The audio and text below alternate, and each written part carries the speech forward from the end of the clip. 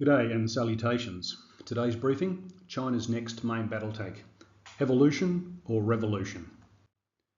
When looking at Chinese tank design, it is important to understand PLA tank philosophy. At least over the past 25 years, the PLA has looked to the main battle tank as a sniper tank, akin to the German Panther of World War II, armed with a good main gun capable of long-range engagement, a focus on frontal protection, and good mobility. The PLA does not want its MBTs to engage the enemy in close combat. In a very simplified form, if the terrain is open, the tanks will move forward, and if the terrain is close, the tanks will be in depth. Although it has only been in service since around 2013, China is apparently looking to replace the ZTZ-99A. Some recent Chinese sources state the new tank will have a two-man crew and utilise some emerging technologies.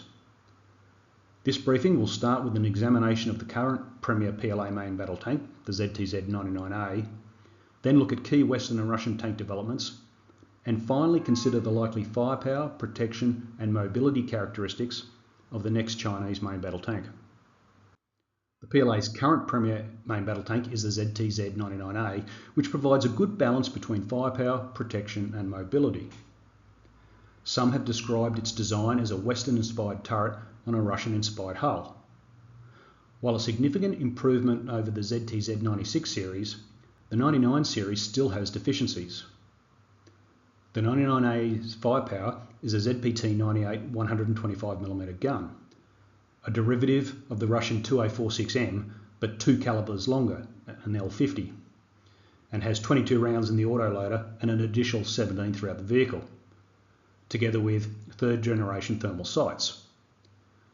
For protection, it has space composite armour, together with explosive reactive armour, roughly equivalent to the Russian Relic system, but focused on the frontal arc, and an active laser protection, a laser dazzler, but does not have any visual hard kill launchers. In terms of mobility, it has a 1500 horsepower engine and weighs either 55 or 58 tonnes, depending on source. At 58 tonnes, it has a power to weight ratio of around 26 horsepower per tonne and a ground pressure of around 0.9 kilogram force per square centimetre or around 13 pounds per square inch. One of the strength areas of the 99A is its high level of informationalisation with advanced networking and sensor systems, including line of sight communications. Entering service in 2013, there is also a recovery vehicle variant. That is the current state of China's leading MBT capability. How are other tank developers preparing for the future? The UK has gone with a minimalist approach to its future challenge capability by essentially upgrading the Challenger 2 to the Challenger 3. Most of the improvements occur in the turret, which is to be armed with the German L55 120mm gun, with upgraded fire control systems and optics, with new stabilised sights including a thermal panoramic sight for the commander. The turret will contain an improved level of armoured protection, whereas the hull will retain the Challenger 2's armour, although new modular armour will enhance protection to the hull and turret sides as well as the lower glacis. There is also the provision for an active protection system. With respect to mobility, the Challenger 3 will have an improved version of the Challenger 2 engine and weigh around 66 tonnes. The initial operating capability is planned for 2027.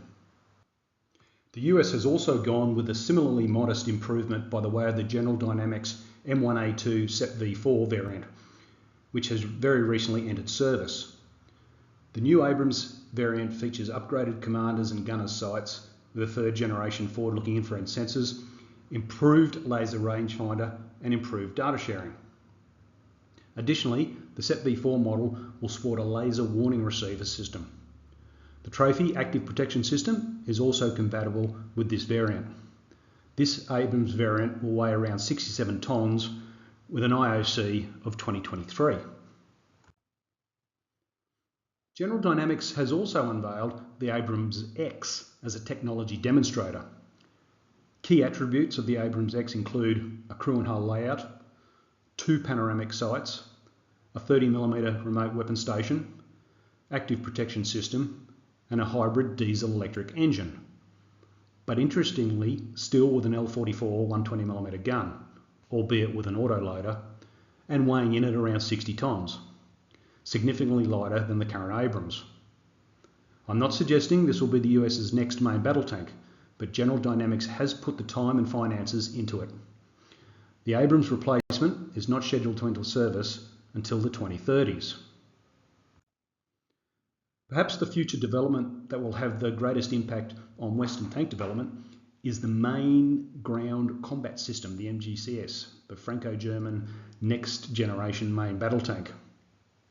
We don't know yet what it will look like, but one hypothetical approach is a French Leclerc turret, but with the German L55 120mm gun and autoloader, on a Leopard 2 hull, as an example. This would represent a minimalist approach, perhaps similar to the UK's approach with the Challenger 3 and the US with the M1A2 SEP V4. This concept may come to pass given likely financial challenges. There are also suggestions this tank will be equipped with a Rheinmetall 130mm gun.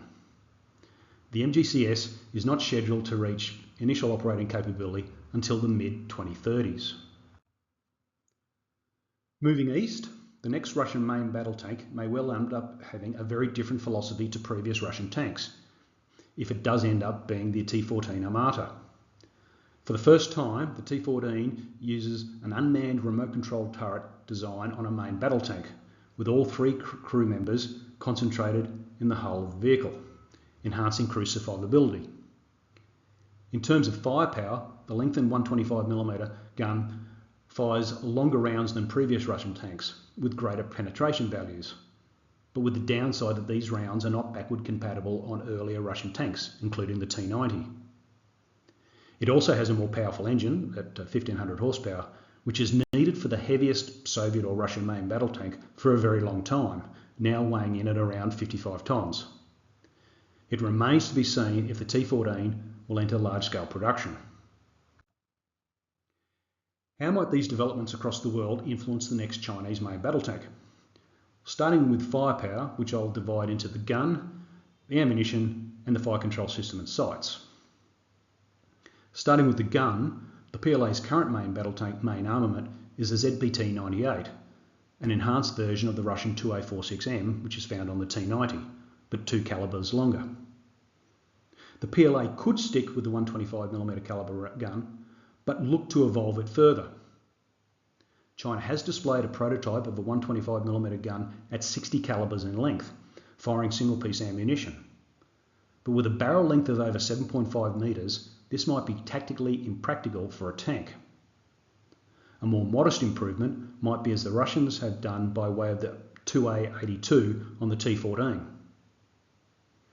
If the 125mm caliber is deemed insufficient for future conflict, the PLA could go for a 130mm gun of say 51 or 52 calibers.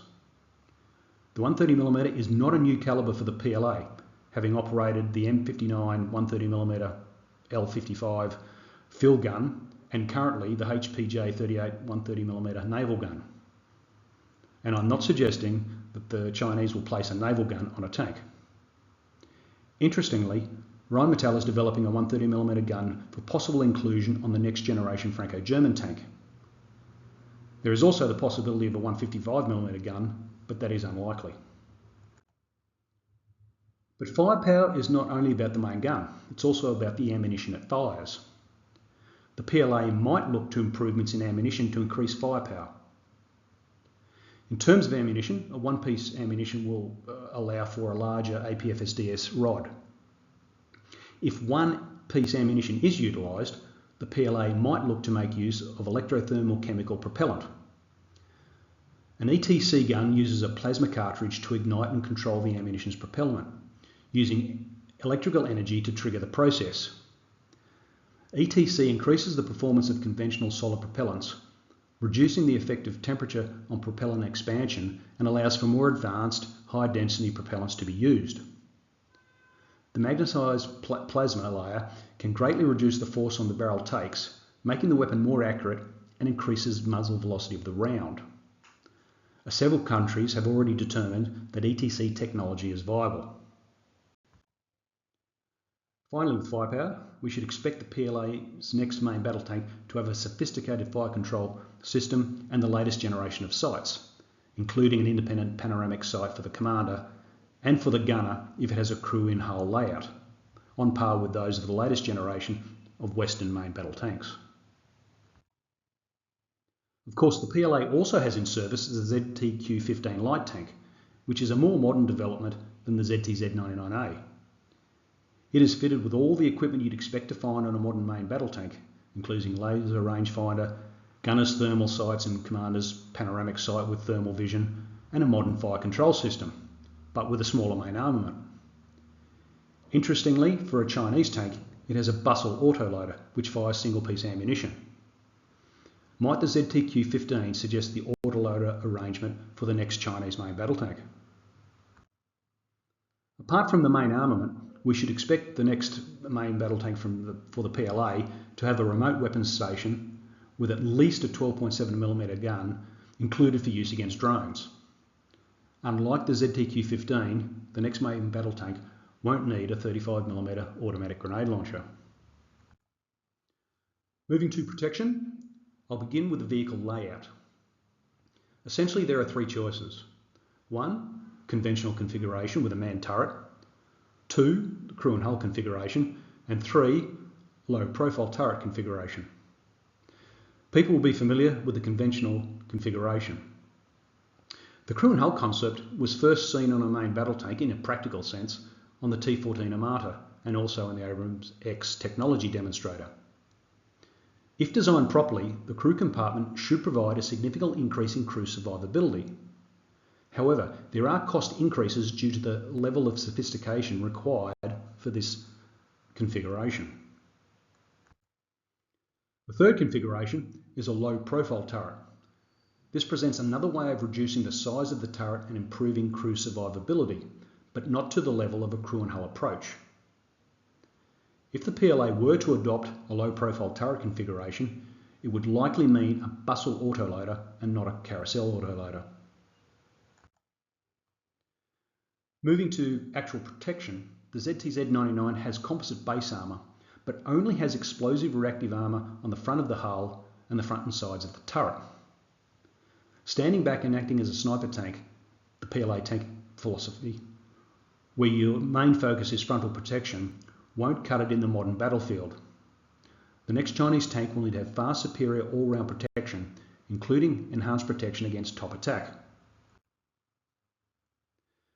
A newer type of reactive armour that has begun development by a number of countries is electromagnetic armour. This armour is made up of 2 or more conductive plates, separated by an air gap or by insulating material, creating a high-power capacitor in operation. A high-voltage power source charges the armour. When an incoming round penetrates the plates, the circuit is closed, releasing energy that destroys or degrades the sabot.